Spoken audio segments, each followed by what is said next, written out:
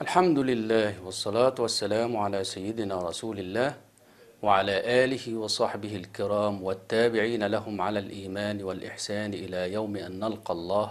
وبعد، أيها الأحبة الكرام، نود اليوم في هذا اللقاء المبارك أن نتعرف على كيفية الاستعداد لاستقبال شهر رمضان المعظم. اس حصے میں ہم رمضان سے پہلے رمضان کی تیاری کے بارے میں جاننے کی کوشش کریں گے۔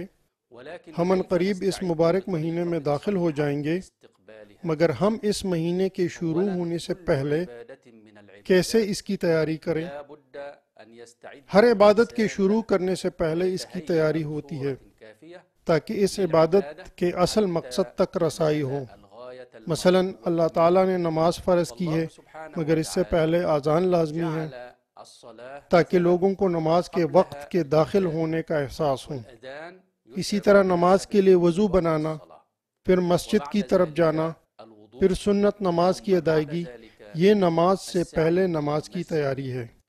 اسی طرح ہر شرعی حکم سے پہلے ایمان کا ہونا ضروری ہے، جیسے اللہ تعالیٰ نے فرمایا وَعْلَمْ أَنَّهُ لَا إِلَهَ إِلَّا اللَّهُ، کہ جان لو کہ اللہ کے سوا کوئی الہ نہیں ہے۔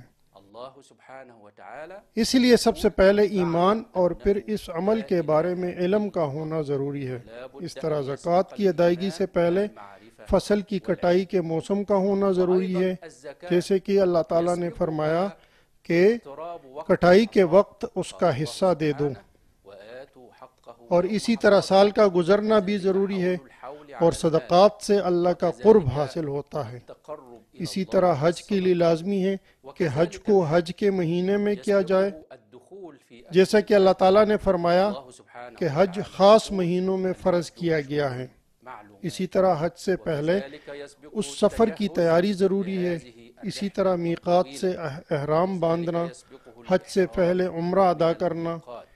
اسی طرح رمضان سے پہلے رجب کا مہینہ ہے، جو کہ حرام مہینوں میں سے ہے، جس میں انسان پر لازم ہے کہ وہ اللہ کی حرام کردہ چیزوں کی تعظیم کرے، ہر قسم کے گناہ کبیرہ و صغیرہ سے خود کو بچائے۔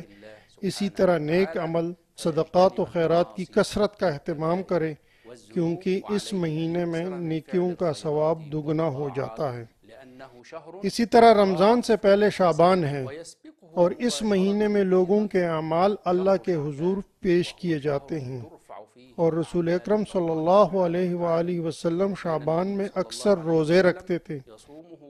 رمضان داخل ہونے سے پہلے جن اعمال کا کثرت سے کرنا ضروری ہے، ان میں قرآن کریم کی تلاوت، کیونکہ رمضان قرآن کریم کا مہینہ ہے۔ اسی طرح قیام اللیل کا اہتمام کرنا، کیونکہ رمضان کا مہینہ اللہ کے حضور کڑے رہنے کا مہینہ ہے۔ اللہ سے دعا ہے کہ اللہ تعالی ہمیں اس مہینے میں روزہ داروں اور اپنے سامنے کڑے ہونے والوں اور قرآن کریم کی تلاوت کرنے والوں میں بنا دے۔ في هذا الشهر الكريم من القائمين ومن الصائمين ومن القارئين لكتابه الكريم، وصلى الله وسلم على سيدنا محمد وعلى آله وصحبه أجمعين۔